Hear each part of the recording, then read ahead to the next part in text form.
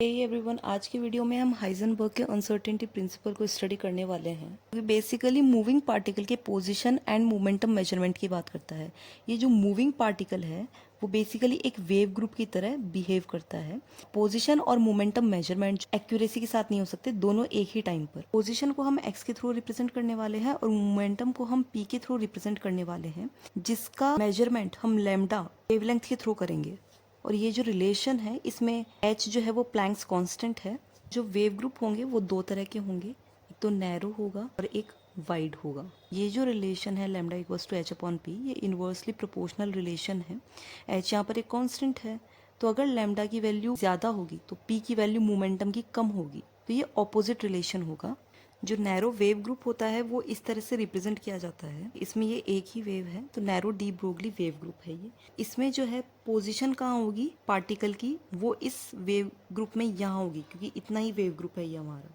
Position में error होगी वो कम होगी, और आप एग्जैक्टली मेजर कर सकते हो पोजीशन को, तो क्योंकि इसमें एरिया कम है तो हम पता लगा सकते हैं कि पार्टिकल इस वेव ग्रुप में कहाँ प्रेजेंट है, उसकी पोजीशन कहाँ है। पोजीशन एक्यूरेटली मेजर कर सकते हैं, लेकिन सेकंड जो कंपोनेंट है मोमेंटम, वो रिलेटेड है वेवलेंथ से, और वेवलेंथ यहाँ पर एक्यूरेटली मेजर नहीं की जा सकती है, क्योंकि हमारे पास इनफ वेव्स ही नहीं है वेवलेंथ को मेजर करने के लिए। वेव्स ज्यादा होनी चाहिए थी, और ये नैरो वेव ग्रुप है। क्योंकि पोजीशन हम एक्यूरेटली मेजर कर सकते हैं, तो पोजीशन में जो एरर है वो तो स्मॉल है, लेकिन वेवलेंथ एग्जैक्टली मेजर नहीं कर सकते हैं। दैट मीन्स इनडायरेक्टली हम मोमेंटम भी एक्यूरेटली मेजर नहीं कर सकते हैं। ये स्टेटमेंट क्या इम्प्लाई कर रहा है कि जो पोजीशन में एरर है वो स्मॉल है, तो जो मोमेंटम में एरर है वो यहाँ पर हमारे पास में लार्ज हो जाती है। अब नैरो वेव ग्रुप को स्टडी करने के बाद में हमारे पास वाइड वेव ग्रुप आता है।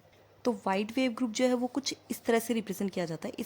इस वेव ग्रुप में जो पार्टिकल की पोजीशन है इतने गैप में है, तो हमारे लिए एग्जैक्टली ये पता करना मुश्किल हो जाता है कि पार्टिकल कहाँ प्रेजेंट है, उसकी पोजीशन क्या है। लेकिन वेवलेंथ की अगर बात करें, इतने वाइड वेव ग्रुप में हमारे पास काफ़ी वेव्स हैं जिस वेवलेंथ को एक्यूरेटली मेजर कर सकते हैं। ग्रुप की विड्थ ज़्यादा है तो पोजीशन में एरर लार्ज हो गई है, और इनवर्सली मोमेंटम में एरर है वो स्मॉल हो जाती है। कंक्लूजन क्या है नैरो और वाइड वेव ग्रुप की स्टडी से कि अनसर्टेनिटी प्रिंसिपल क्या कहता है? It is impossible to know both what are the both quantities exact position and exact momentum he object के एट द सेम टाइम। यही अनसर्टेनिटी प्रिंसिपल है जो वर्नर हाइजेनबर्ग ने दिया था 1927 में, और सिग्निफिकेंट फिजिकल लॉ है ये।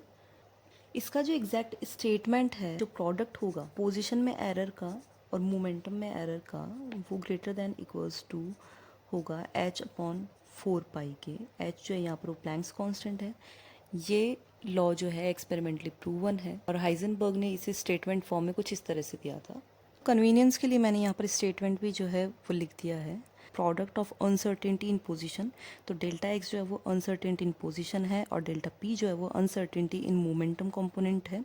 जिस इंस्टेंट पर, जिस टाइम पर हम पोजीशन को मेजर कर रहे हैं, उसी टाइम पर एट द सेम इंस्टेंट या उसी सेम इंस्टेंट पर दूसरी क्वांटिटी को, मोमेंटम को मेजर करते हैं, तो इनका प्रोडक्ट जो है वो इक्वल टू या ग्रेटर होता है h अपॉन 4 पाई से। मोमेंटम कंपोनेंट का जो uncertainty delta P x direction में है, उसका मीनिंग है कि जब एक्स पोजीशन की बात कर रहे हैं तो मोमेंटम का भी एक्स कंपोनेंट होगा। जब हम वाई डायरेक्शन की बात करेंगे तो मोमेंटम का भी वाई कंपोनेंट होगा। जब हम जेड डायरेक्शन की बात करेंगे तो मोमेंटम का भी जेड कंपोनेंट होगा, क्योंकि 3 डायरेक्शंस हमारे पास होती है, तो उसके अकॉर्डिंग जो मोमेंटम कंपोनेंट मेजर किया जाएगा। अनसर्टेनिटी इन पोजीशन और अनसर्टेनिटी इन मोमेंटम दोनों ही स्मॉल और लार्ज हो सकती है। तो ये कॉम्बिनेशंस किस तरह से हैं? पोजीशन में अनसर्टेनिटी स्मॉल है, दूसरे कंपोनेंट में अनसर्टेनिटी लार्ज हो जाएगी, और वो रिप्रेजेंट करेगा नैरो वेव ग्रुप को। और अगर पोजीशन में अनसर्टेनिटी लार्ज हो जाती है, ब्रॉड वेव ग्रुप होगा, और दूसरा कंपोनेंट है उसमें अनसर्टेनिटी जो है वो स्मॉल हो जाएगी, क्योंकि वेवलेंथ जो है वो हम एक्यूरेटली मेजर कर सकते हैं यहाँ पर। ये जो अनसर्टेनिटीज है ये एपरेटस के कारण नहीं है, लैब में क्वांटिटीज इन्वॉल्व है हमारी पोजीशन और मोमेंटम, इनके इम्प्रिसाइज कैरेक्टर के कारण ही है ये। सो समराइज करने के लिए क्या है कि हम जो पोजीशन और मोमेंटम है उनको एट द सेम टाइम दोनों क्वांटिटीज को एक्यूरेटली मेजर नहीं कर सकते।